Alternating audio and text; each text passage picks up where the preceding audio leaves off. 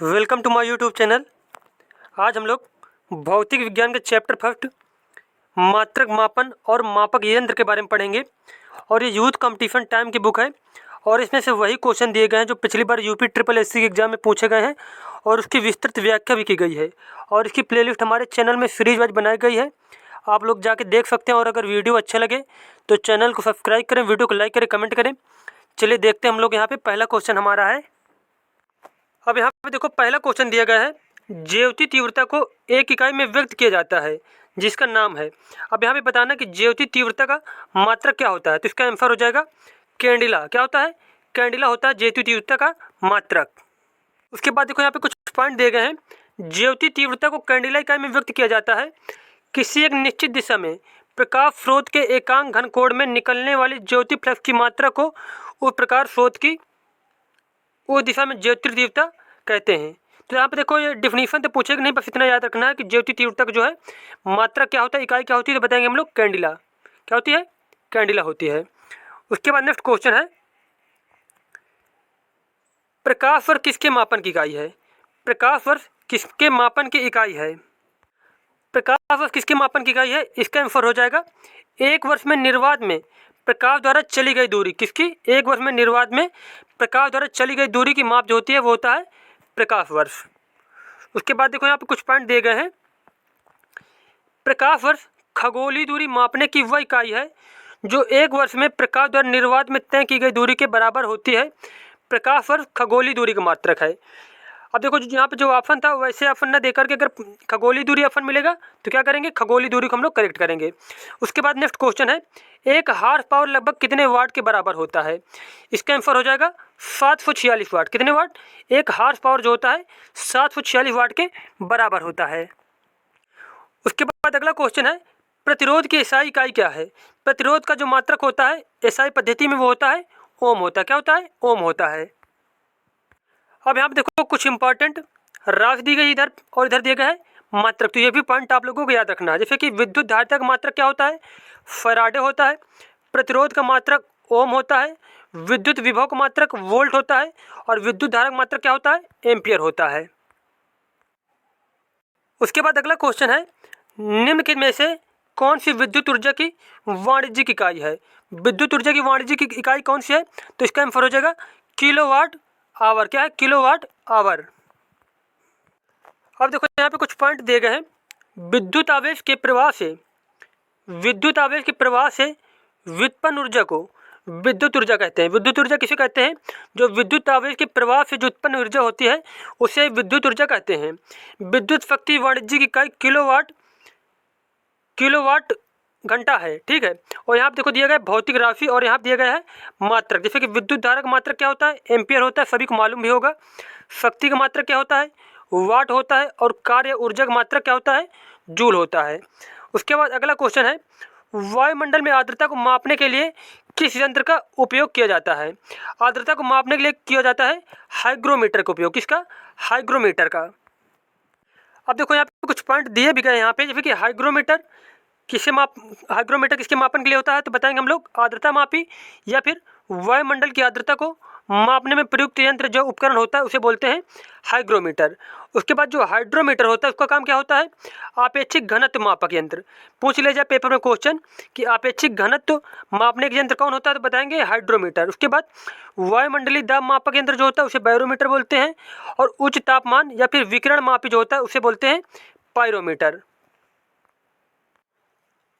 और उसके बाद नेक्स्ट क्वेश्चन हमारा है, प्रतिबल की एसआई इकाई क्या है? प्रतिबल का मात्रक क्या होता है एसआई पद्धति में? वो होता है पास्कल। क्या होता है? पास्कल।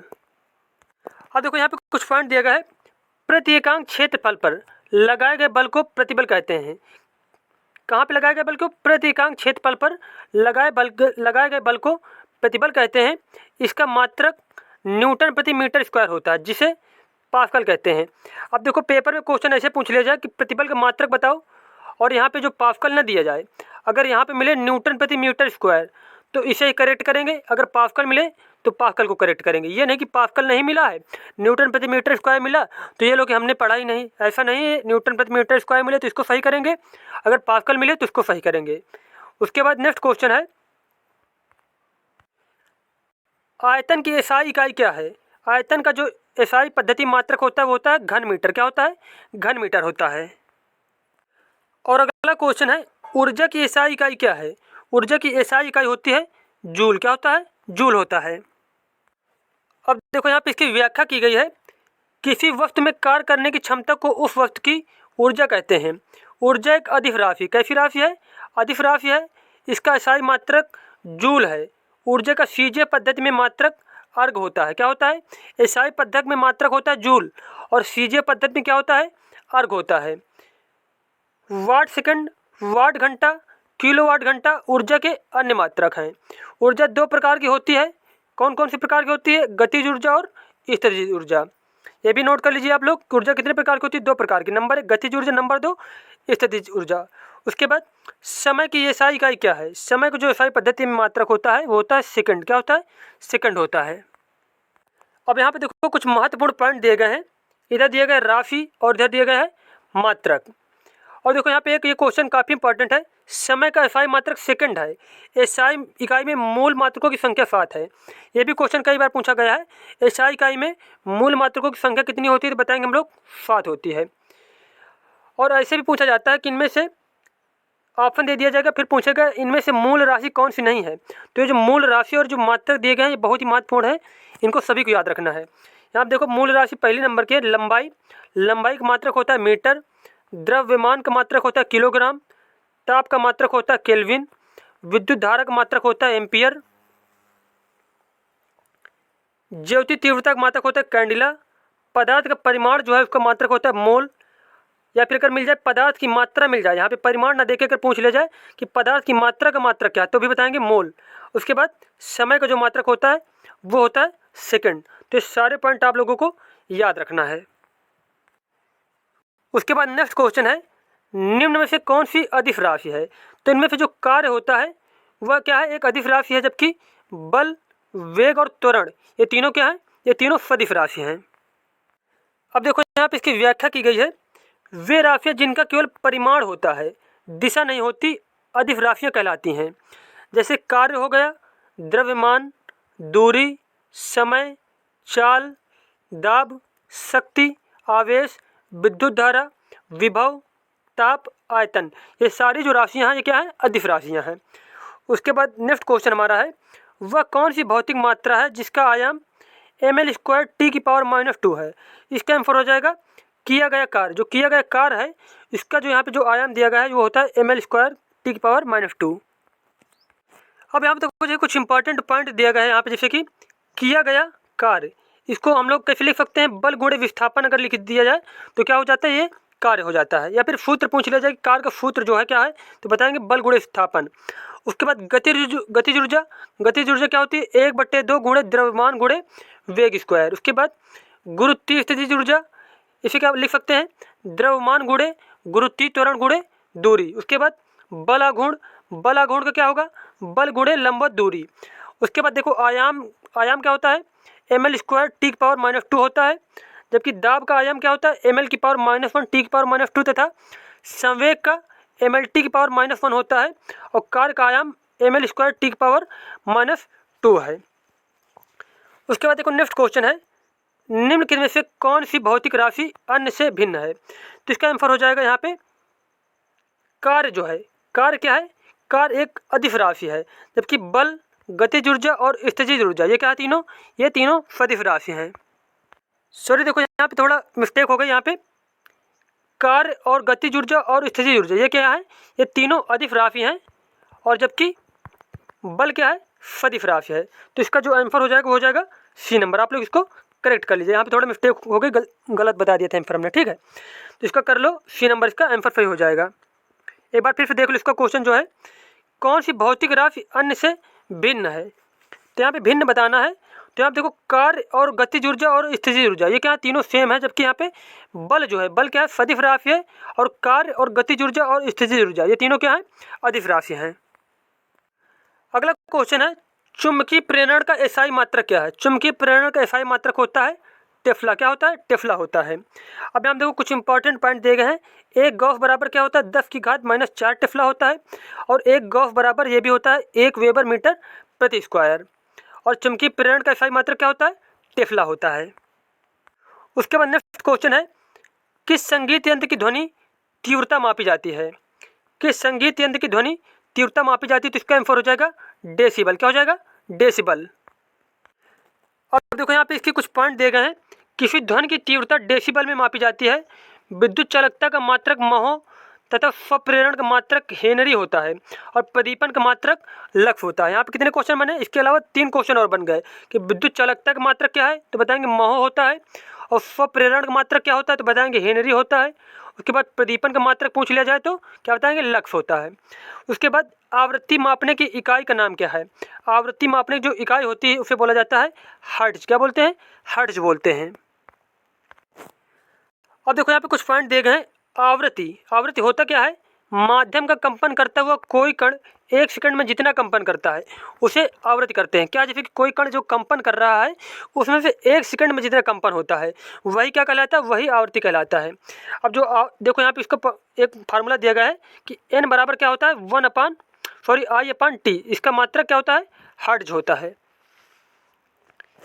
उसके बाद नेक्स्ट क्वेश्चन है, पराध्वनिक गति का मापांकन किस इकाई से होता है? पराध्वनिक गति का मापांकन जो होता है, पराध्वनिक गति का जो मापांकन होता है वो होता है मैक से। किससे होता है? मैक संख्या से होता है। और देखो यहाँ पे कुछ पॉइंट दिए गए हैं। पराध्वनिक गति का मापांकन मैक संख्या द्वारा किया जाता है। अब यहाँ पे देखो कुछ पॉइंट दिए गए, जैसे हर्ट्ज आवृत्ति का मात्रक है, नाट किसका मात्रक होता है? चाल का मात्रक है, जो एक समुद्री मील प्रति घंटा के बराबर होता है। किसके बराबर होता है? 1.852 किलोमीटर के बराबर होता है।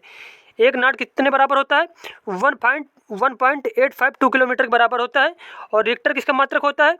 भूकंप तीव्रता का मापन होता है। और देखो यहाँ पे पूछा गया है अगला क्वेश्चन, न्यूटन किसकी इकाई है? तो न्यूटन जो होता है वो होता है बल का। किसका होता है? बल का होता है मात्रक। अब यहाँ पे देखो, अभी हम लोगों ने पढ़ा न्यूटन किसकी इकाई है? बल की इकाई है। बल का मात्रक न्यूटन है। इसका अन्य मात्रक डाइन होता है। अगर पूछ लीजिए डाइन किसका मात्रक है, तो बताएंगे हम लोग बल का मात्रक है। और 1 न्यूटन बराबर क्या होता है? 10⁵5 डाइन होता है। ये भी पूछा जाता है कि 1 न्यूटन बराबर कितना होता है, तो बताएंगे डाइन में 10⁵5 डाइन होता है 1 न्यूटन के बराबर। उसके बाद बार किसकी इकाई है? बार जो होता है वो होता है वायुमंडलीय दबाव का मात्रक। किसका होता है? वायुमंडलीय दबाव का मात्रक होता है बार। उसके बाद देखो यहाँ पे कुछ पॉइंट एक और दिया गया है कि 1 बार बराबर कितना होता है? 10⁵5 न्यूटन प्रति मीटर स्क्वायर होता है। ये भी आप लोग नोट कर लीजिए। उसके बाद अगला क्वेश्चन है, कार्य तथा ऊर्जा की इकाई क्या है? कार्य तथा ऊर्जा की इकाई होती है जूल। क्या होती है? जूल होती है। अब देखो यहाँ पे 2 पॉइंट दिए गए हैं, इनको भी आप लोग नोट कर लीजिए। कार्य एक अदिश राशि है, इसका मात्रक न्यूटन प्रति मीटर है, जिसे जूल कहते हैं। अब अगर कार्य का मात्रक पूछ लिया जाए और जूल न दे करके दे दिया जाए ऑप्शन में कि न्यूटन मीटर है, तो क्या बताएंगे? न्यूटन मीटर बताएंगे। और अगर जूल मिले तो जूल बताएंगे। और कार्य कैसी राशि होती है? अदिश राशि होती है। उसके बाद अगला है, गतिशील श्यानता की एसआई इकाई क्या है? तो गतिशील श्यानता की जो एसआई इकाई होती है वो होती है पास्कल सेकंड। क्या होता है? पास्कल सेकंड होता है। अब देखो यहाँ पे कुछ पॉइंट दिए गए हैं। श्यानता द्रव का वह गुण है जिसके कारण वह अपने विभिन्न परतों में होने वाली आपेक्षिक गति का विरोध करता है। तरल किस गुण को श्यानता कहते हैं? श्यानता केवल द्रवों तथा गैसों का गुण है, ठोसों में श्यानता नहीं होती है। इसका एसआई मात्रक डेकापॉइज या फिर पॉइजली है। इसे पास्कल सेकंड भी कहते हैं। अब देखो यहाँ पे कितने क्वेश्चन बनेंगे। तो श्यानता देखो, एक तो श्यानता की डिफिनीशन हो गई कि श्यानता द्रव का वह गुण है जिसके कारण वह अपने विभिन्न परतों में होने वाली अपेक्षित गति का विरोध करता है। उसके बाद तरल किस गुण को श्यानता कहते हैं? श्यानता केवल द्रवों तथा गैसों का गुण है, ठोसों में श्यानता नहीं होती है। उसके बाद इसका एसआई मात्रक डेकापॉइज या फिर पॉइजली है, इसे पास्कल सेकंड भी कहते हैं। अब पेपर में क्वेश्चन पूछ लिया जाए कि जो है श्यानता का मात्रक क्या है, अगर ऑप्शन मिले डेकापॉइज तो डेकापॉइज करेंगे, पॉइजली मिले तो पॉइजली को सही करेंगे, या फिर पास्कल सेकंड मिल जाए तो इसको करेक्ट करेंगे। उसके बाद नेक्स्ट क्वेश्चन है, निम्न के में से कौन सी राशि का मात्रक जूल नहीं है? तो इसका आंसर हो जाएगा जो सामर्थ्य है इसका मात्रक जूल नहीं होता है, जबकि यांत्रिक ऊर्जा, ऊष्मा और कार्य, इन तीनों का मात्रक क्या होता है? जूल होता है। अब यहाँ देखो कुछ पॉइंट दिए गए हैं। कार्य करने की दर को शक्ति या सामर्थ्य कहते हैं। यदि कोई कर्ता टी समय में W कार्य करे तो यहाँ देखो फार्मूला दिया गया है, शक्ति बराबर W/T। शक्ति का एसआई मात्रक वाट तथा अश्व शक्ति है। क्या होता है? शक्ति का मात्रक वाट या अश्व शक्ति है। और एक अश्व शक्ति बराबर क्या होता है? 746 वाट होता है। ये सारे पॉइंट बहुत ही महत्वपूर्ण हैं। कई बार पेपर में पूछा गया क्वेश्चन कि एक अश्व शक्ति बराबर कितने वाट होती है, तो बताएंगे हम लोग 746 वाट। और शक्ति का सही मात्रक क्या क्या होता है? वाट होता है और अश्व शक्ति होता है। उसके बाद नेक्स्ट क्वेश्चन है, निम्नलिखित में से शक्ति का मात्रक कौन है? तो इसका आंसर हो जाएगा जूल प्रति सेकंड। कौन है? जूल प्रति सेकंड जो है शक्ति का मात्रक होता है इस ऑप्शन के अनुसार। अभी देखो, हम लोगों ने पढ़ा था कि शक्ति का एसआई मात्रक क्या होता है? वाट होता है। और एक वाट बराबर क्या लिख सकते हैं? एक जूल प्रति सेकंड लिख सकते हैं। वही देखो पूछा गया शक्ति का मात्रक क्या है, तो वही होता है जो वाट होता है। तो वाट को ये भी लिखा जा सकता है, जूल प्रति सेकंड लिखा जा सकता है। उसके बाद नेक्स्ट क्वेश्चन है, जड़त्वाघूर्ण का मात्रक क्या है? तो जड़त्वाघूर्ण का मात्रक जो होता है, यहाँ देखो जो ऑप्शन दिए गए हैं, किलोग्राम प्रति मीटर स्क्वायर, किलोग्राम प्रति मीटर की पावर 5, न्यूटन सेकंड, मीटर प्रति सेकंड। तो यहाँ जो जड़त्वाघूर्ण का मात्रक होता है, जड़त्वाघूर्ण का मात्रक क्या होता है? किलोग्राम मीटर स्क्वायर होता है। केवल किलोग्राम मीटर स्क्वायर होता है, ये किलोग्राम प्रति मीटर स्क्वायर नहीं होता है। तो क्या करेंगे, इसमें सभी ऑप्शन गलत हैं। तो यहाँ पे जो सही ऑप्शन हो जाएगा वो हो जाएगा किलोग्राम मीटर स्क्वायर। केवल किलोग्राम मीटर स्क्वायर होता है। और यहाँ जो ऑप्शन दिए गए किलोग्राम प्रति मीटर स्क्वायर दिए, तो ये सभी ऑप्शन जो है गलत दिए गए हैं। तो इसको सही नोट कर लीजिए, किलोग्राम मीटर स्क्वायर। उसके बाद नेक्स्ट क्वेश्चन है, पास्कल इकाई है। पास्कल किसका मात्रक होता है? पास्कल होता है दाब का मात्रक। किसका? दाब की इकाई है पास्कल। अब यहाँ पे देखो पास्कल के बारे में कुछ जानकारी दी गई है। ब्लेज पास्कल एक फ्रांसीसी वैज्ञानिक और गणितज्ञ थे। ब्लेज पास्कल ने दाब का पास्कल नियम दिया, इन्हीं के नाम पर दाब का मात्रक पास्कल रख गया था। उसके बाद नेक्स्ट क्वेश्चन है, बिजली की करंट की एसआई यूनिट क्या है? तो बिजली की करंट की एसआई यूनिट होती है एम्पियर होती है। क्या होती है? एम्पियर होती है। अब यहाँ पे देखो कुछ एसआई यूनिट दी गई हैं और यहाँ पे राशियाँ दी गई हैं। मतलब यहाँ पे राशियाँ और यहाँ उनके मात्रक दिए गए। जैसे कि शक्ति का मात्रक वाट होता है, विद्युत विभव या फिर विद्युत विभवांतर और विद्युत वाहक बल, इनका सबका मात्रक क्या होता है? वोल्ट होता है। अगर पूछ लिया जाए कि विभवांतर का मात्रक क्या होता है, तो बताएंगे वोल्ट। या फिर विद्युत विभव का मात्रक वोल्ट, या फिर विद्युत वाहक बल का मात्रक तो क्या बताएंगे? वोल्ट होता है। उसके बाद प्रदीप्त तीव्रता, या फिर यहाँ पे प्रदीप्त की जगह लिखा मिल जाए ज्योति तीव्रता। क्या मिल जाए? ज्योति तीव्रता लिखा मिल जाए, इसका मात्रक होता है कैंडिला। बिजली का करंट यहाँ पे दिया गया है तो इसका मात्रक एम्पियर होता है। या यहीं पे लिखा मिल जाए विद्युत धारा, तो विद्युत धारा का मात्रक भी क्या होता है? एम्पियर होता है। उसके बाद दबाव की एसआई यूनिट क्या है? तो दबाव की जो एसआई यूनिट होती है पास्कल होती है। क्या होती है? पास्कल होती है। अब यहाँ पे देखो जैसे कि दाब को पी से डिनोट करते हैं और यहाँ पे फार्मूला दिया गया, दाब बराबर क्या होता है? P equal to F upon A. F का मतलब क्या हो गया? पृष्ठ के लंबवत बल। एफ का मतलब क्या हो गया? पृष्ठ के लंबवत बल। और ए का मतलब होता है पृष्ठ का क्षेत्रफल। तो अगर पूछ लिया जाए कि दाब का फार्मूला P इक्वल टू क्या बताएंगे हम लोग? P अपान एफ अपान ए बताएंगे। या फिर ये जो दिया गया पृष्ठ के लंबवत क्षेत्रफल, यहाँ पे जो दिया गया है पृष्ठ के लंबवत क्षेत्रफल अपान पृष्ठ का क्षेत्रफल, दाब बराबर यही फार्मूला होता है उसका। उसके बाद दाब का एसआई मात्रक न्यूटन प्रति मीटर स्क्वायर होता है। क्या होता है? न्यूटन प्रति मीटर स्क्वायर होता है, जिसे पास्कल भी कहते हैं। और दाब एक अदिश राशि है। उसके बाद नेक्स्ट क्वेश्चन है, माप इकाइयों की फीजे प्रणाली की निम्न में से क्या परिभाषा है? तो इसका आंसर हो जाएगा सेंटीमीटर, ग्राम और सेकंड। यहाँ पे फीजे प्रणाली की जो मात्रा दी गई है कौन कौन सी है? फीजे प्रणाली वाले माप कौन कौन से हैं? सेंटीमीटर, ग्राम और सेकंड क्या है? ये फीजे प्रणाली के माप हैं। अब यहाँ पे देखो, किसी भी राशि की माप करने के लिए उस राशि के एक परिमाण को मानक मान लिया जाता है और उसे कोई नाम दे दिया जाता है, उसी को उस राशि का मात्रक कहते हैं। फीजे पद्धति में लंबाई, द्रव्यमान तथा समय का मात्रक क्रमशः सेंटीमीटर, ग्राम और सेकंड होता है, इसलिए से फीजे पद्धति कहते हैं। अब देखो यहाँ पे क्या दिया गया था? सेंटीमीटर, ग्राम और सेकंड। इसमें पूछा था कौन सी माप जो है फीजे पद्धति के हैं, तो कौन कौन सी? जैसे कि लंबाई का मात्रक क्या होता है? सेंटीमीटर होता है, द्रव्यमान का मात्रक ग्राम होता है और समय का मात्रक क्या होता है? सेकंड होता है फीजे पद्धति में। उसके बाद नेक्स्ट क्वेश्चन है, 1 वाट घंटा किसके बराबर होता है? 1 वाट घंटा होता है 3600 जूल के बराबर। किसके बराबर? 3600 जूल के बराबर। अब देखो यहाँ पे कार्य करने की दर को शक्ति कहते हैं। किसको? कार्य करने की दर को शक्ति कहते हैं। यदि कर्ता द्वारा W का T समय में किया जाता है तो कर्ता की शक्ति W/T होती है। शक्ति का इकाई मात्रक वाट होता है। क्या होता है? शक्ति का इकाई मात्रक वाट होता है। और 1 वाट घंटा बराबर 1 वाट इंटू 1 घंटा लिखा जा सकता है, या फिर 1 वाट गुणे 3600 सेकंड लिखा जा सकता है। तो 1 वाट घंटा बराबर क्या हो जाएगा? 3600 जूल हो जाएगा। क्या हो जाएगा? 1 वाट घंटा बराबर 3600 जूल हो जाएगा। उसके बाद 1 वोल्ट कितने के बराबर होता है? 1 वोल्ट होता है 1 जूल प्रति कूलम के बराबर। किसके बराबर? 1 जूल प्रति कूलम के बराबर होता है 1 वोल्ट। और अगला क्वेश्चन है, दूध की घनता मापने के लिए कौन सा उपकरण प्रयुक्त किया जाता है? तो इसका आंसर हो जाएगा लैक्टोमीटर। कौन सा उपकरण? लैक्टोमीटर। दूध की शुद्धता या फिर घनता को मापने के लिए यूज किया जाता है। अब यहाँ देखो, मापक यंत्र दिया गया है और इधर मापन दिया गया है। जैसे कि दूध की शुद्धता मापने वाला यंत्र होता है उसे क्या बोलते हैं? लैक्टोमीटर बोलते हैं। द्रवों का अपेक्षित घनत्व मापने वाला यंत्र होता है उसे हाइड्रोमीटर बोलते हैं। वायुमंडलीय दाब मापने वाला यंत्र जो होता है उसे बैरोमीटर बोलते हैं। उसके बाद वायुमंडलीय आर्द्रता मापने का जो यंत्र होता है उसे बोलते हैं हाइग्रोमीटर। उसके बाद अगला है, रेडियो धर्मिता मापी जाती है।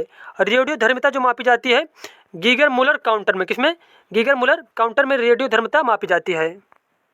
और यहाँ देखो एक पॉइंट और दिया गया है, प्रकृति में पाए जाने वाले वे तत्व जो स्वतः विखंडित होकर कुछ अदृश्य किरणों का उत्सर्जन करते हैं रेडियो सक्रिय तत्व कहलाते हैं, तथा यह घटना रेडियो सक्रियता कहलाती है। रेडियो सक्रिय तत्व कौन से होते हैं? जो क्या होते हैं? स्वयं से विखंडित हो जाते हैं और अदृश्य किरणों का उत्सर्जन करते हैं, वही क्या कहलाता है? रेडियो सक्रिय तत्व कहलाते हैं। और जो ये क्या है, ये जो घटना होती है ये रेडियो सक्रियता कहलाती है। उसके बाद सागर की गहराई को मापने के लिए कौन सा उपकरण इस्तेमाल किया जाता है? तो इसका आंसर हो जाएगा फेदोमीटर। कौन सा उपकरण?